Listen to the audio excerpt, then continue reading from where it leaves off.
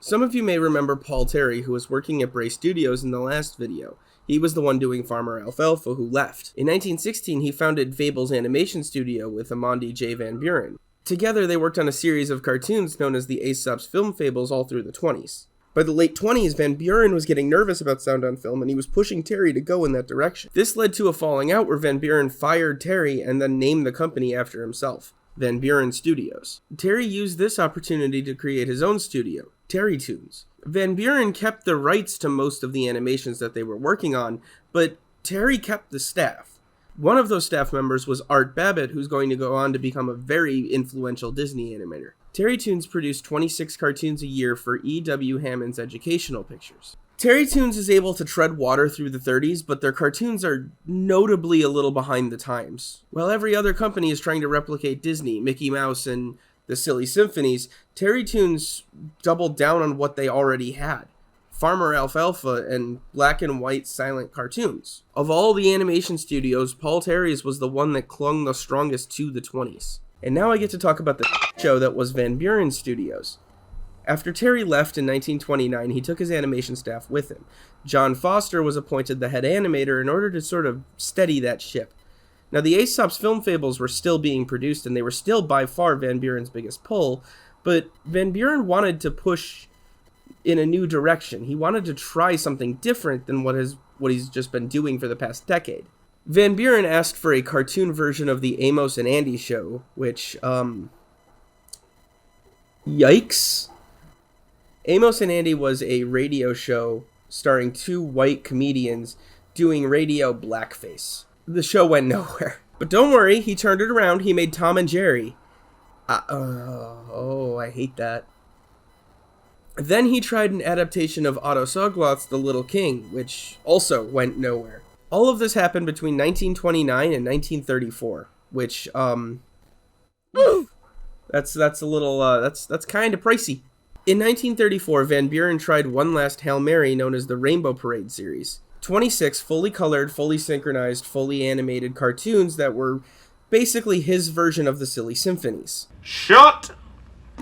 Tom Palmer was either the co-director or the director on at least 15 of these 26 films, and all of them fell flat on their face. All 26, not just the one Tom touched. Aside from being a place where Tom Palmer went after being axed from Warner Brothers, and a place where Frank Tashlin and Joseph Barbera worked for a short period of time, the Van Buren Studios never really did anything of note after Terry left in 29. In 1936, RKO Pictures, the parent company of Van Buren, closed the studio down in favor of just hiring Disney directly.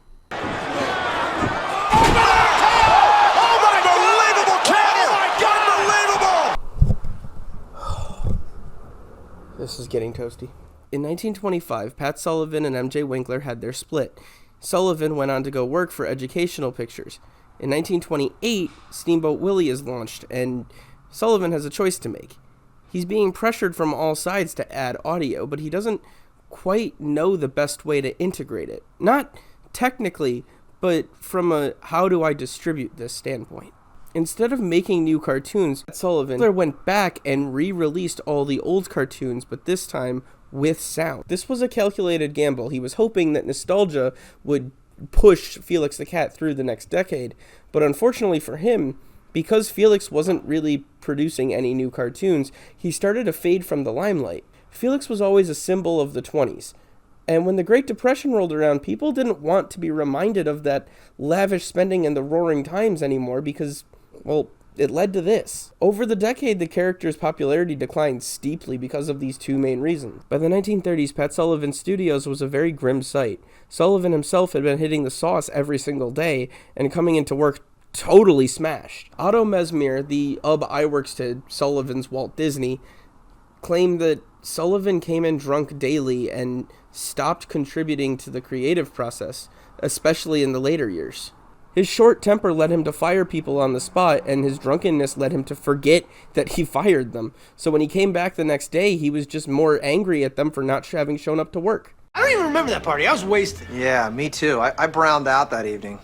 Al Eugster allegedly recalled, Pat Sullivan is the most consistent man in the business.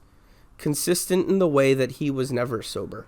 In 1933, Sullivan claimed that he was going to clean up his act and start releasing new episodes of Felix the Cat, this time with fully synchronized audio. On February 15th of 1933, Pat Sullivan would pass away due to a combination of alcoholism and pneumonia. Decades after his death, Sullivan's staff would claim that Otto Mesmer deserves all the credit for Felix's success. Otto himself would go on to claim that Felix was his direct creation, saying that Felix was made in Otto's home and not in Sullivan's office.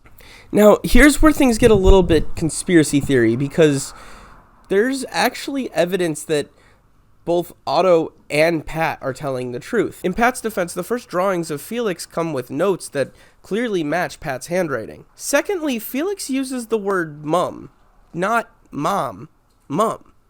Now, Otto is American, and us Americans say mom, but Pat's Australian. He would have used mum. So it's curious that Felix naturally used the word mum from the very beginning. Thirdly, Paramount hired Pat in 1920.